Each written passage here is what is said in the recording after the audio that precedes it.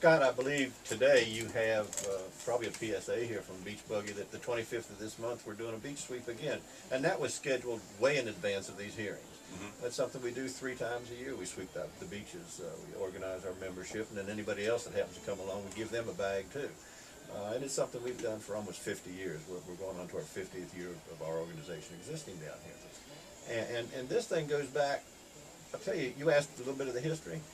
1977, 1976, the order came down that there had to be an off-road driving plan on these beaches. In fact, every park that had driving off-road.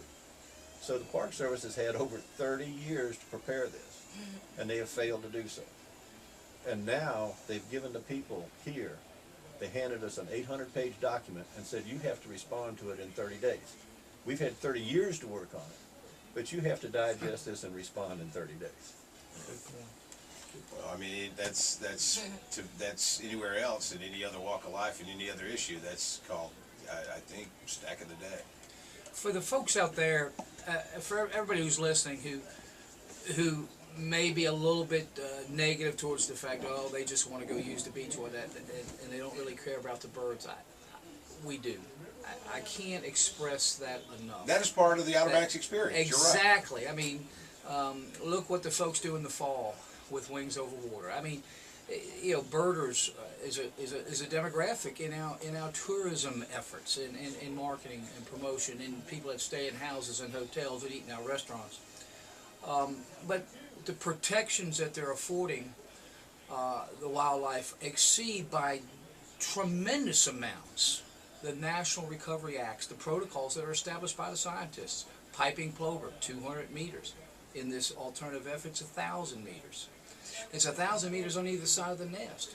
It equates to 771 acres for one nest. 771 acres of land to protect a nest.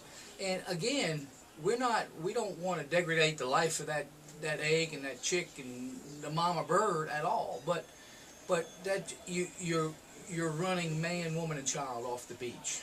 And you spoke earlier about our heritage and our culture. My goodness, this county, the heritage of this county goes back to men and women who found some inner strength to get out of the shipwreck and swim through the waters and wash up on the beach. And well, and now they want us to go home. Again, I'm just a novice at this, but I mean, the whole, one of the things people come to the Outer Banks for is the Lost Colony presentation that, I mean, through year 60, going on 70 years, year after year. I mean, it celebrates the first child, born, in America.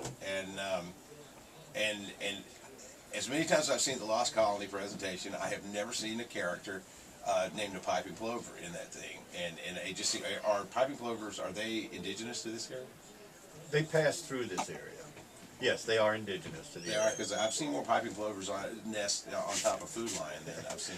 Well, that's what's happened with the common terns, and that's one of the problems in this whole program. The piping plover is in some areas endangered. It's not here. It's listed here. But the birds that aren't even endangered or listed except on some state lists, including American oyster catchers, skimmers, common terns, least terns, those closures are almost as big as the piping plovers, right. And those aren't even endangered species.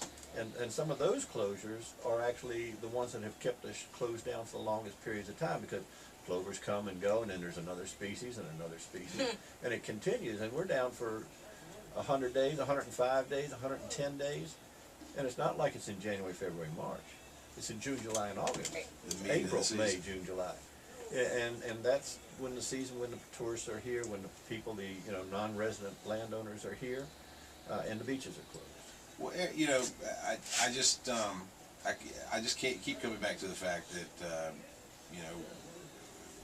the piping plover maybe passes through, maybe it is indigenous to the area, but I mean, so are we. humans do hold domain, and this is livelihood. This is part. People gripe about the economy. Well, it starts at on most basic level, which is the civic communities of America, like the Outer Banks, like the Williamstons further inland, like the Plymouths and the Ropers and the Edentons and the Elizabeth cities, and the further west you go, it's the lifeblood of America, the small towns and the small communities, which is the foundation of the nation, and this is their lifestyle. This is their life. And we're not opposed to the birds. We have for years, our organization, we used to pay for summer interns to come down here and watch the birds for the Park Service. Right. And report to them. We're very much in favor. They're here. It's an part of the Endangered Species Act. We have to look out for them, and we do. We do that with the turtles.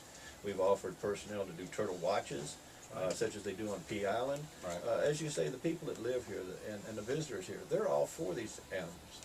And it's just the excessive amounts of areas that they're closing for these animals. That is the biggest problem we have with it. We recognize the endangered species gas exists. We will live with it. We understand we have turtles nesting here. We will look and work with them. But to close 1,000 meters in every direction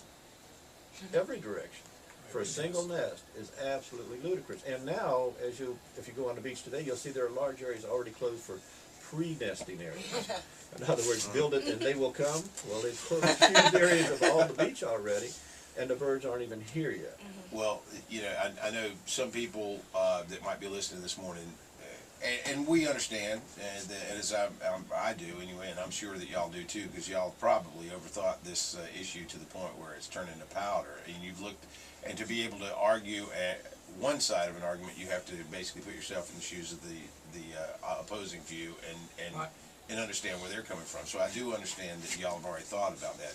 So we do, by extension, understand that there are several people that are on both sides of this issue that might be listening. Now, these workshops coming up in the next few days now is that for a specific point of view, or are they open to the round robin discussion or the round table discussion that these issues incite or engender?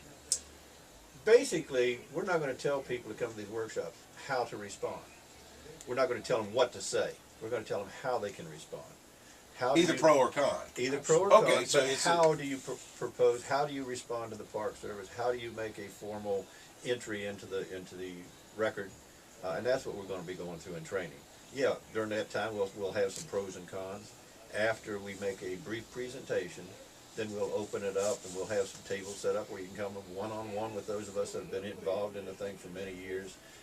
And that's what it's going to be. It's going to be a training issue. It's not going to be saying, okay, here's a form letter, sign it. Right. No, because that holds no water to begin with. Well, so you'll be able to clear up some murky areas on some of the finer points of the issue and wherever it leads. And we welcome the opposition point of view in public debate, because we have the answers for it. Right. We have the answers for it. When they talk about having to protect the birds and we need to use our best signs, we can hold up the signs for the 200 meters. They can't hold up the signs for the 1,000 meters. So we welcome that opportunity. We're not afraid of having that public discussion. Well, this is one of those instances, like I was telling Autumn earlier, that saying, if you don't vote, don't gripe. Well, this is one of those opportunities for you to step up and be a part of the community.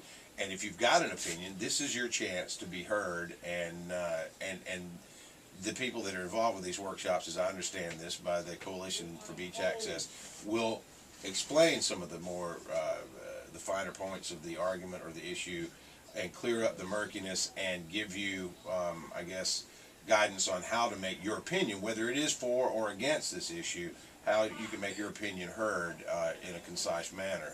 And let's talk about where these workshops are in the schedule. You got one in Buxton on Tuesday, the 13th. And this is coming up. This will sneak up on you, so if you're sitting there wondering if you're going to miss like the next American Idol or something like that, maybe you can just TiVo that and come on out and take a stand in your community for one side or the other. Yes, we'll have you home in time to do most of that. You'll notice we schedule them for the after work hours, and we'll try. During the news, who wants to watch the news? That's never good news. Well, we're going to give them the news. That's part of our program. Yes, and that's why we scheduled 3 of these. The one in